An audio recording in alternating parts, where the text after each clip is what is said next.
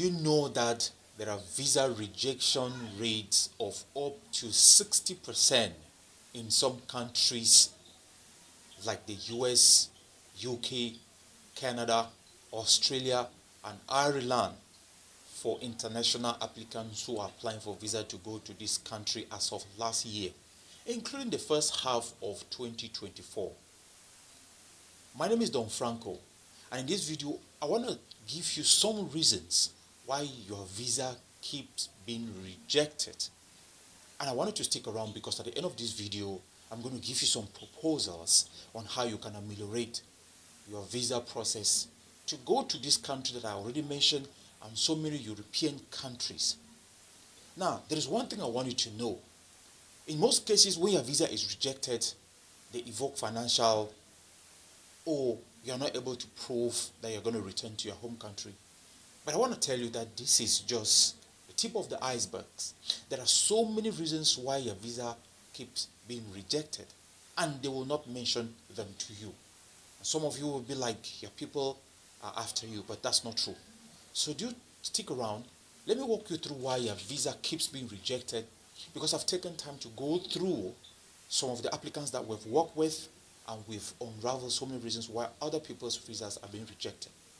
Welcome to my channel. If this is the first time of passing by, please do stick around by subscribing, by turning on the notification bell so that whenever we upload another video, you'll be opportune to watch. My name is Don Franco. Now, most of the people, when they are rejected, they give them a rejection letter that states that in most cases, you're not able to prove home ties. You're not able to demonstrate that you're going to return back to your home country. Another reason is that you don't have enough financial resources. Now, let me go to the first point. You're not able to prove that you will return. I want to let you know that most of the immigration, in fact, all the immigration officers have the database of people who immigrate to their country. And they equally know that out of 100 people, only 1 or 2 usually return. They say they're going to return. So they are aware that majority of the people are going and they don't want to return, especially people who are coming from Africa where there are so many hard conditions and people want to go through whatever they want to go through to travel. Now, what can you do?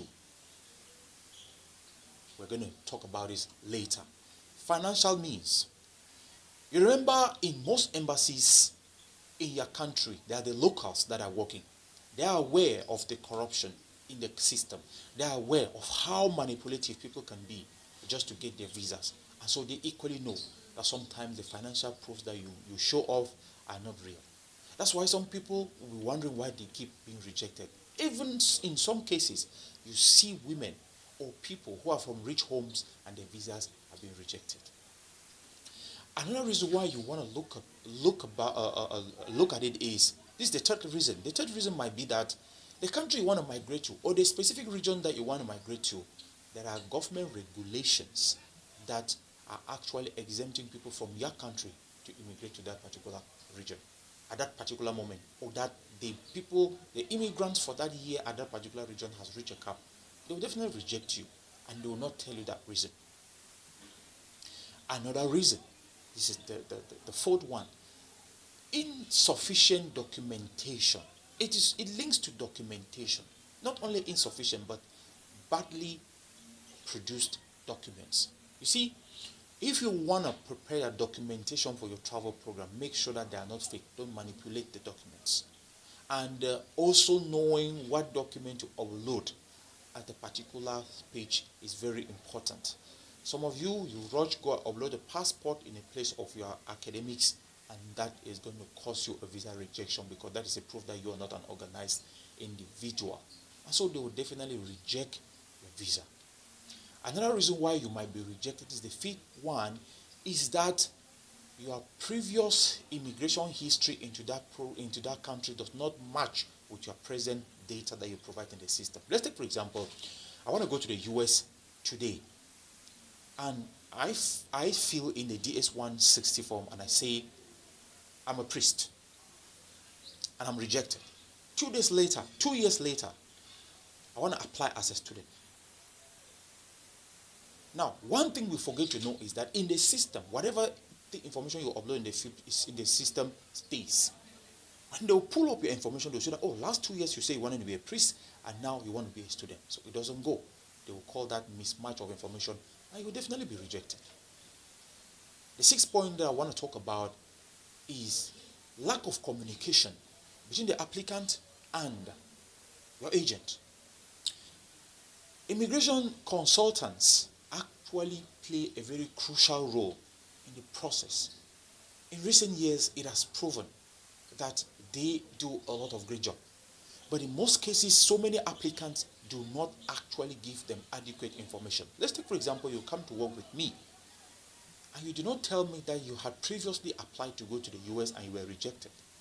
And I'm working on your file, thinking that it's the first time of applying, just to find out at the end of the day that actually you did not give me the right information. Let me tell you something. An immigration consultant is like a lawyer who is trying to defend you. And so giving them as much truth as you can concerning your current state and your immigration history is a step forward towards your success. And so when you give inadequate information or information that does not match with what is supposed to be, at the end of the day, you are being rejected, it is your fault. The seventh point, lack of preparation for your interview. So many people think that it's a joke. Look, you need to prepare for your interview. And by preparing, you need to first of all master the information that you submit in the system, or that is being submitted in the system on your name. You need to actually be able to defend that information by being precise, by being concise. No need to talk a lot. You need to know what you are preparing for. The reasons why you are traveling, and your financial backup, and the home ties. All those questions, you need to actually master your sponsors, the relationship you hold with them, so that when you go in front of the immigration officer, you will not get embarrassed. The eighth point that I want to talk about is the fact that in most cases, when you go into the office, when you get in most embassies, there are cameras, and when you walk in, they observe your attitude, the way you're dressed, the way you're fidgeting, what you do.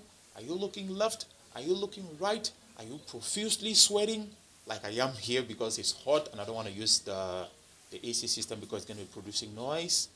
If you portray a suspicious character at the embassy, there are high chances that they will see you and they will say, look at that candidate.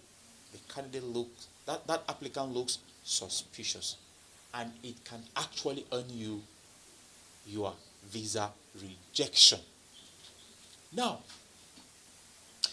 the ninth reason I want to talk about is diplomatic reasons, or the image that your country portrays outside the world. This is very important and you need to know it. If you want to go to the US and your country has diplomatic hurdles with the US, there are high chances that you'll be refused. You'll be refused the visa. Not because your documents are not good, just because of diplomatic reasons. Tying to this point, if you are coming from a country that you are reputable for scamming, reputable negatively, there are high chances that your visa will be rejected. Because they think like, oh, this is another scammer who is trying to manipulate, get into the system and start doing the scamming as they are good at doing the scamming. And so if you have stayed up to this moment, I want to thank you. These are just a few of the reasons why your visa is being rejected. And the truth is, every immigration officer is aware of the hardship that we are facing back home. And that is the reason why they always look for any mistake that you do in your file processing to reject your visa, because they don't want to deport everybody to their country. So you have to be aware of that. And know that it is not just sufficient for you to give some information. You need to back it up and you need to demonstrate it. Now, in the beginning of this video, I told you that you have to stay around because I will give you some tips on how to avoid being rejected. If you are just coming in at this level of the video, and if you didn't subscribe, please do. Because we are trying as much as possible to make sure that you have the right information. Now, what are some of the reasons that can cause what are some of the things that you can do, I beg your pardon, to make sure that your visa is not rejected? First, I want to talk about finances. This is one of the most famous reasons why your visa is rejected. Finance. What can you do? Proof of financial support. The first thing is, in different circumstances, different financial support can be applicable. If you are a student and you definitely under your parents and you are traveling, your parents should be the one to provide your financial support, unless you prove that you are working and you can back it up and that you want to go and extend your studies.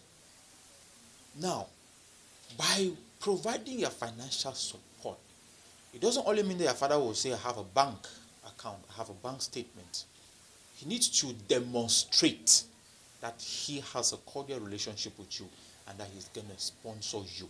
For example, if your father write a support letter, in most people they will call it affidavit of support, that yes, he is an engineer and he has this project that he wants to start in the 5th year, in 5 years to come. He's sending his son to go and further his education because he wants him to return and they pick up from there. He is a business guru and he wants his son to study business management in this country for this number of years because he wants him to come and return. You see, that is different from just providing the bank statement. Write a support affidavit of support and demonstrate why you are sponsoring your son for this particular project. You see, that is a tip. And in most cases, it works. It has worked for so many of my applicants. And shout out to those of you who have already traveled. And it's going to work for you. Another way to demonstrate financial support is through a credit card. If you have a credit card, you can prove it. It's through assets. If you have a land, a piece of land, if you have property on your name, don't just say I have a piece of land. You have to show it with documentation that it's a piece of land. And mind you, when you provide this information, they usually verify. Now, let's talk a little bit about lack of home ties. You're not able to demonstrate. You're not able to demonstrate that you're going to return. Now, if you're not able to demonstrate that you're going to return, why do they say so? Like I said in the beginning of this video, majority of the people go and they don't come back, and the immigration officer is aware. And so he is looking to a situation to say that, okay, even if you stay, how will your stay benefit his home country? So I want to ask you this question. If you remain, if you are going to the US and you remain, how beneficial are you going to be to that country? What's your profession? Are you in a skill that is lacking in that country? You see. And so to demonstrate you're going to come back, there needs to be a relationship between the support that you have financially and your mission, your objective. I just explained. Let's take, for example, beside the bank statement that your father produces when you are going for study program, he produces an affidavit of support that is stating, he stamps it as your father, that I'm sending this child to go and study for this reason because I want him to, before my retirement, I want him to return and take up my business. And I don't trust the education system in this country. That is a very good one. A marriage certificate, if you are married. Children, if they are in your home country, you need to demonstrate. Assets, land, you need to show that I will return. So your financial support, your financial reason is in collaboration with the home ties. Like I said, you could be rejected for so many reasons. Also, the time in which you are applying. Don't apply at the moment where there is so much traffic. An immigration officer averagely per day handles 100 applicants.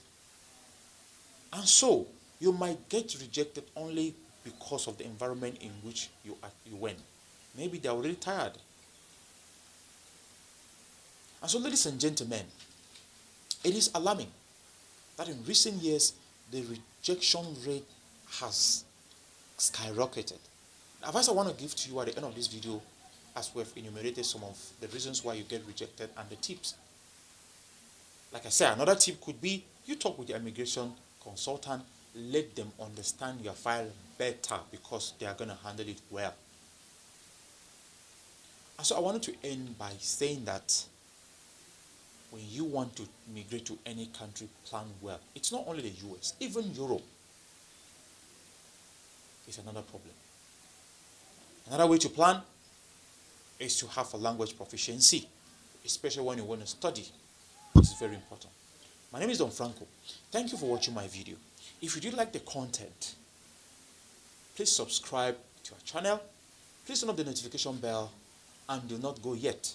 Our channel actually has a career page where we handle international applicants who want to work abroad in countries like UK, US, Canada, Australia, and Ireland, and so many European countries. So if you want to actually follow the path of traveling for visa sponsorship, you want to check up our career page, the link below. And you want to talk to us about your immigration process, you're going to reach out to us in the email that we're going to provide in this video so that you will actually get a consultation with us. Thank you for watching, and I hope we're going to talk to you later.